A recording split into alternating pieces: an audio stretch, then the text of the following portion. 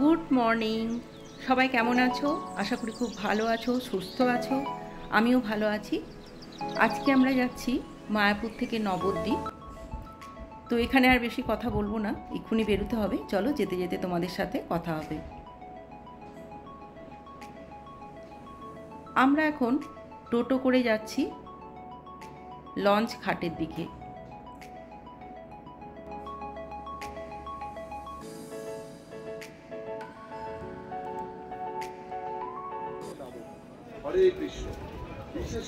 এসে গেছি মায়াপুর লঞ্চ ঘাট।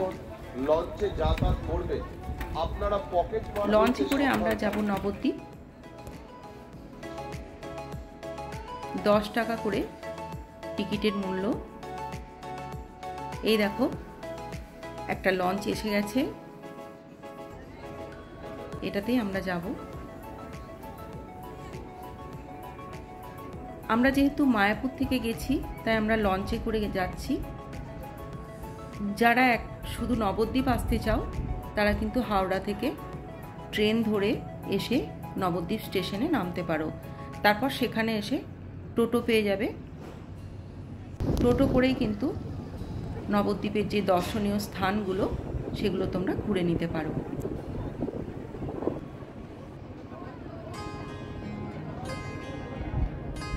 তবে যদি মায়াপুর আসো আগে, তবে অবশ্যই নবদ্বীপ যাওয়ার জন্য তোমরা এইভাবে লঞ্চে বা খেয়াতে যাবে। এটার কিন্তু একটা অন্যরকম অনুভূতি। ভীষণ ভালো লাগলো লঞ্চে করে এসে। পৌঁছে গেছি আমরা নবদ্বীপে। এবার আমরা একটা টোটো করে যাচ্ছি। ওই দেখো, একটা হনুমান দেখা যাচ্ছে।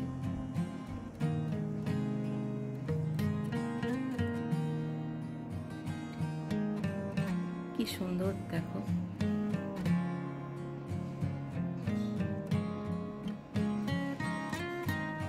এই দেখো, এখানে একটা হনুমানের ফ্যামিলি বসে আছে।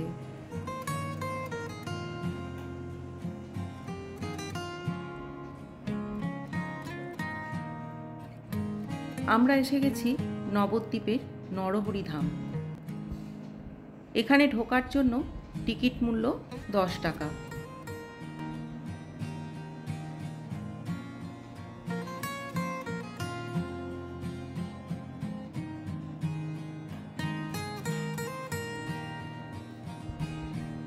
আমরা এখন একটা গুহার মধ্যে দিয়ে যাচ্ছি। বেশ সুন্দর। এই দেখো, এই হলো 60 ফুটের গৌরাঙ্গ, পৃথিবীর সব থেকে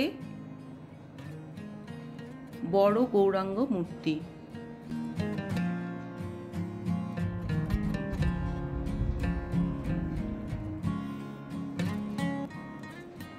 তোমরা যদি চাও এখানে এসে 2-1 দিন থাকতে, তার কিন্তু খুব ভালো এখানে ব্যবস্থা আছে। এসি নন এসি দুরকমই রুম পাওয়া যায়। এখানে এসে তোমরা নিরিবিলিতে থাকতেও পারো। ভোগ খাওয়ারও ব্যবস্থা আছে। চারিপাশে গৌরাঙ্গ, শ্রীকৃষ্ণের নানা রকম মূর্তি এখানে সুন্দর করে রাখা আছে।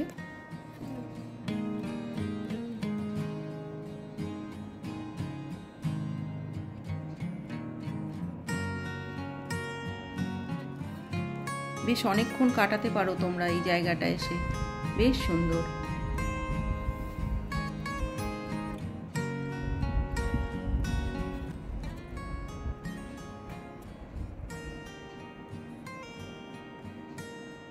এবার আমরা যাচ্ছি মিউজিয়ামের ভিতর।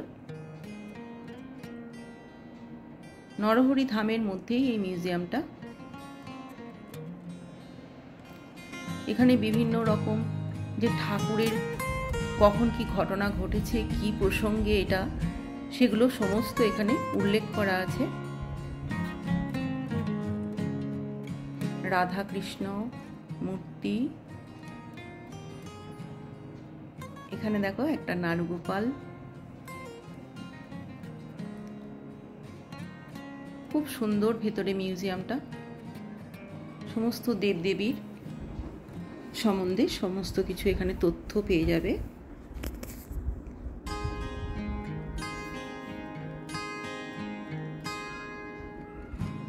মিউজিয়ামটা থেকে আমরা বেরিয়ে গেলাম। বাইরেটা দেখো, দারুণ একটা সুন্দর পাহাড় করা আছে এখানে। পাহাড়ের মধ্যে বিভিন্ন কৃষ্ণের